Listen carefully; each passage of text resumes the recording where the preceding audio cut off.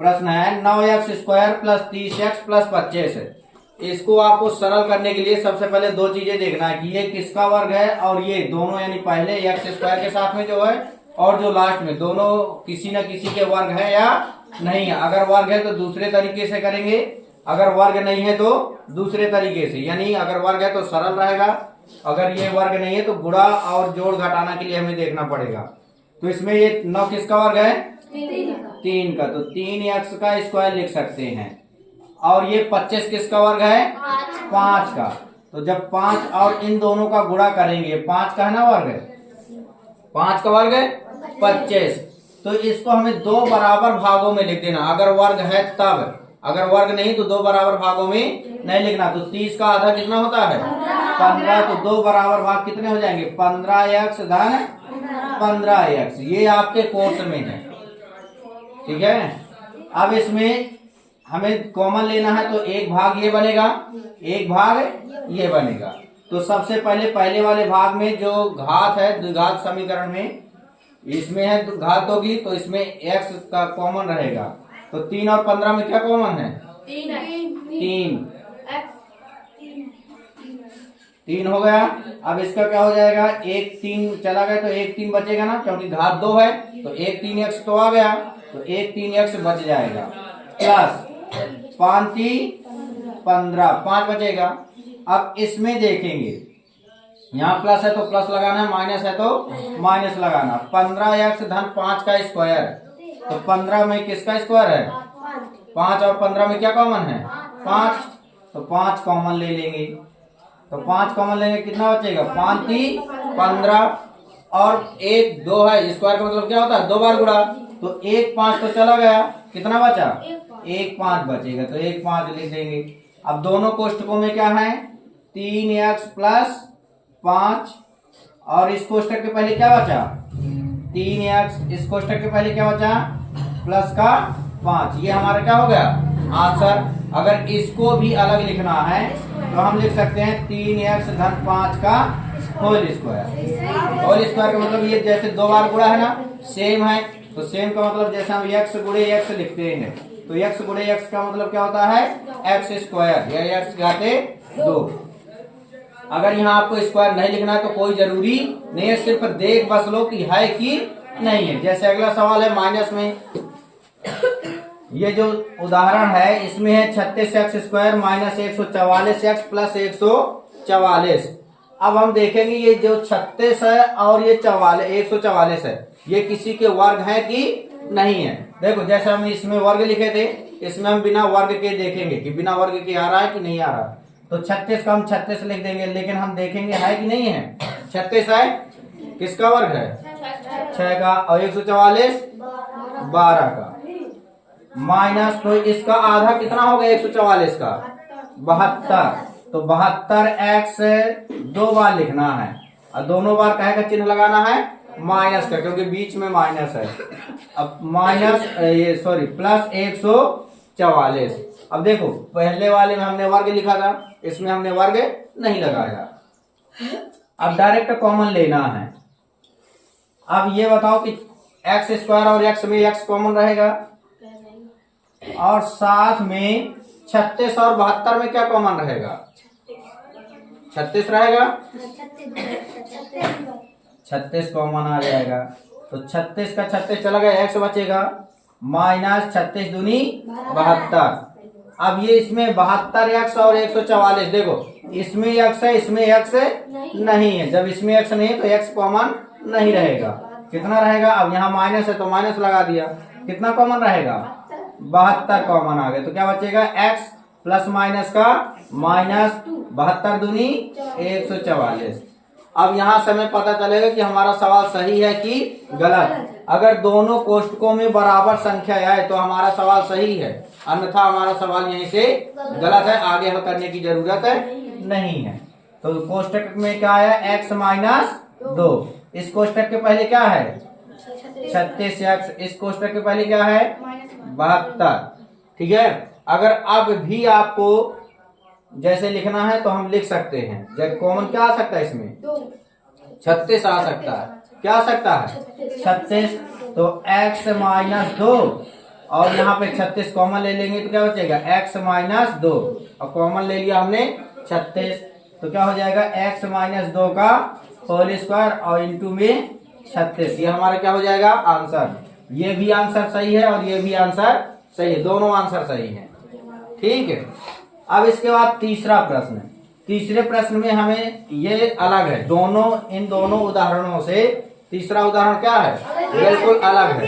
36 में स्क्वायर लगा तो 36 नहीं थी, जहाँ x माइनस 2 रखी ऊपर, यहाँ पे 36 में स्क्वायर नहीं लगा। इस बार हमने 36 का स्क्वायर अगर लिखते तो 1296 हो जाता। अब ये 36 होता 6 का स्क्वायर। जब 6x का स्क्वायर लिखते तो हम क्या लगाते, इसके जैसे कोष्टक लगाते। ठीक है, तो इसका मतलब है 36 अलग है, x स्क्वायर अलग है। अब देखो इसमें ना तो इसका वर्ग तो ठीक है, एक का वर्ग एक होता है, लेकिन 6 किसी का वर्ग होता है नहीं होता। जब 6 किसी का वर्ग नहीं होता तो जो स्क्वायर के पहले लिखा है गुणांक है उसका और जो अचर राशि है उसका, इन दोनों का हमें गुणा करना है। तो गुणा करेंगे कितना आएगा, 6 का 6 आएगा ना। अब बीच में क्या लिखा है, प्लस का 5, यानी दो ऐसी संख्याएं हमें ढूंढना है कि गुणा करें तो 6 आए और जोड़े तो 5 आए। बताओ ऐसी दो संख्याएं, 2 और 3। तो चाहे पहले छोटी लिख दो चाहे पहले बड़ी लिख दो, इससे कोई दिक्कत नहीं है। तो पहले हमने लिख दिया x square plus 2x plus 3x plus 6, 4 पद बन गए। अब इसमें दो दो के जोड़े बन गए, एक जोड़ा ये बन गया, एक जोड़ा ये बन गए। दोनों को हमें क्या करना है, अब इनसे कॉमन लेंगे। तो कॉमन क्या आएगा, इससे x आएगा x तो रहेगा ही रहेगा। अब इसके पहले कोई संख्या नहीं है तो 1 और 2 का कॉमन एक ही होता है, उसको लिखने की जरूरत है नहीं है। तो x से x, एक x बचेगा, प्लस इधर क्या बचेगा 2। अब यहाँ प्लस है तो यहाँ हमने क्या लगा दिया प्लस। अब ये 3 और 6 में कॉमन क्या है 3, तो 3 लिख दिया। तो x प्लस 2, 3 दूनी 6। अब देखो दोनों कोष्टकों में बराबर है तो पहले उसको लिख देंगे x प्लस 2। इसके पहले क्या है x, इस कोष्टक के पहले 3, तो x प्लस 2 x प्लस 3 हमारा क्या हो जाएगा आंसर हो जाएगा। अब इसमें अभी तक हम देख रहे थे सिर्फ एक चर राशि थी ना, इसमें भी x है, इसमें भी x है, इसमें भी x है। अब इसमें दो चर राशियां हैं तो इससे भी हमें कोई दिक्कत नहीं है, चाहे जितनी चर राशियां हो चाहे ना हो। अब इसका देखो सेम आ गया स्क्वायर वाला, तो ये 4 हो गया। 4 किसका स्क्वायर होता है 2 का, और ये 36 किसका स्क्वायर होता है 6 का। तो यानी ये दोनों स्क्वायर है कि नहीं है। तो हम इसको 2 बराबर भागों में लिखेंगे बीच वाले को। तो 24 का आधा कितना होता है 12, तो 12xy plus 12xy plus 36y square.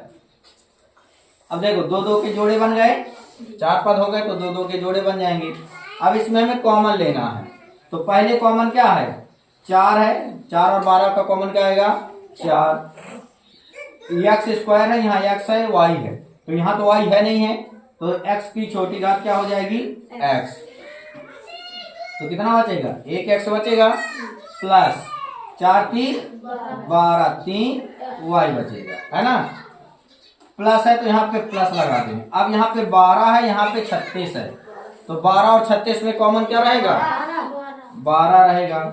और साथ में कोई अक्षर, इधर x y है इधर x नहीं है, तो क्या रहेगा y रहेगा।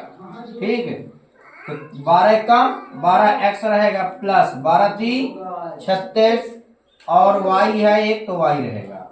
तो दोनों कोष्टकों में देखो बराबर है कि नहीं है, तो लिख देंगे x धन 3y, दोनों कोष्टकों में आ गया। अब इस कोष्टक के पहले क्या है 4x है, और इस कोष्टक के पहले क्या है प्लस 12y। ये हमारा क्या हो गया एक आंसर हो गया। अगर इसके आगे भी आप हल करोगे, देखो इस 4 और 12 में 4 12 दोनों कॉमन है, 4 निकल के आ जाएगा।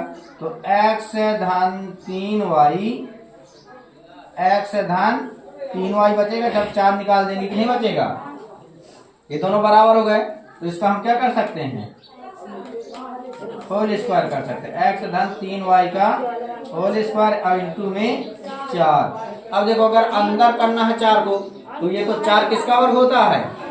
2 का होता है। इधर देख लो, इसके कई आंसर होते हैं इस तरह के। तो 4 किसका वर्ग होता है?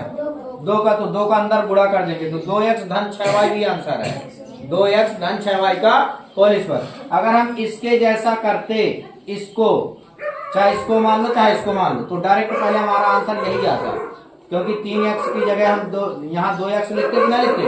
जब 2x लिखते तो 2x ही कॉमन लेते, एक्स्ट्रा कोई संख्या नहीं लेते, लेकिन इस तरह में पूरी संख्या लेंगे।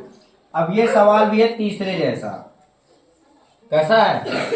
तीसरे जैसा। तो इसमें भी देखो 2 किसी का वर्ग होता है? नहीं होता। 6 किसी का वर्ग होता है? नहीं होता। तो आपको क्या करना है कि स्क्वायर का गुणांक और अचर संख्या दोनों का आपको मल्टीप्लाई गुणा करना है। तो 6 दूनी 12। तो आपको ऐसी 2 संख्याएं ढूंढना कि गुणा करें तो 12 आए, और x का गुणांक क्या है? बीच में -1। यानी आपको ऐसी 2 संख्याएं ढूंढना है कि गुणा करें तो 12 आए और घटाएं तो कितना बचे? माइनस का 1 बचे। 4 और हाँ माइनस का 4 प्लस का 3। अगर बीच में माइनस है तो बड़ी संख्या माइनस की करेंगे। लिखना आपको चाहे जैसे, चाहे पहले छोटी संख्या लिखो अच्छा है बड़ी संख्या लिखो। अगर छोटी संख्या लिखोगे तो प्लस का लिखोगे और बड़ी संख्या लिखोगे तो माइनस की। बताओ कौन सी संख्या लिख दें? बड़ी लिख दो। Plus 3x minus 6। अब इसमें से देखो कॉमन जोड़े बन गए, कॉमन ले लेना। कितना हो जाएगा? 2x। तो 2 एक काम 2, x बचेगा। माइनस 2 दूनी 4, प्लस है तो प्लस, दोबारा में x तो रहेगा नहीं क्योंकि इधर x नहीं है। तो क्या रहेगा? 3 और 6 में कॉमन क्या है? 3। तो प्लस का 3। तो x माइनस 3 दूनी 6। देखो दोनों कोष्ठकों में बराबर है कि नहीं है? है। तो x माइनस 2, इस कोष्ठक के पहले क्या बचा? 2x प्लस इस कोष्ठक के पहले क्या है? 3। ये हमारा क्या हो गया? आंसर। ये आप लोगों की क्लास में भी है, कक्षा 8 में भी है, कक्षा 9 में भी है और कक्षा 10 में भी। आपको तीनों कक्षाओं में मिलेगा। 8 में भी मिलेगा, 9 में भी मिलेगा और 10 में भी मिलेगा। 10वीं में थोड़ा अंतर ये हो जाएगा कि इसका नाम क्या हो जाएगा? बदल जाएगा। क्या आ जाएगा कि मूल ज्ञात कीजिए। द्विघात समीकरण के क्या ज्ञात कीजिए? मूल। तो इसी के आगे हम बराबर में 0 रख देंगे तो यहीं से आंसर आगे आएगा। यहाँ तक तो हमें करना ही पड़ेगा। ठीक है। आपको एक ट्रिक बताई थी पहले जब हमने पहली बार पढ़ा था। तो जैसे हम पहली बार नहीं, तुक्का वाली नहीं, क्लियर ट्रिक है वो। जैसे इस सवाल को देखते हैं, पहले वाले को यहाँ पे देख लेते हैं। यहाँ पे 9x square plus 30x plus 25 है ना। अब इसमें हमने क्या बना था? आपको 2 भागों में करना है। ठीक है। अब देखो 9x स्क्वायर है तो 9 किसका वर्ग है? 3 का। तो 3x यहाँ भी लिखना है, 3x यहाँ भी लिखना है। ठीक है। और ये कितने का है? ये इसका जब ये वर्ग है तो इसको आधा कर देंगे तो 15 दूनी 30, ये 5 है ना। तो देखो 3x धन 5 और 3x धन 5 दो बार आपको लिख देना है। 3x धन 5, 3x धन 5। ये हमारा क्या हो गया? नहीं, तिर्यक अक्षर लिखना है, गुणा नहीं करना। देखो 3 5 15 होता है। अगर यहाँ अगर घटाने वाला होता तो एक में प्लस करते एक में माइनस करते। जैसे ये वाला सवाल है तो एक में माइनस एक में प्लस, तब भी तिर्यक ही लिखते। चाहे जो सवाल करो द्विघात समीकरण का, चाहे मूल ज्ञात करना हो चाहे गुणनखंड करना हो, तो तुरंत आपको ऐसे भी पता चल जाएगा कि हमारा सवाल सही है कि नहीं सही है।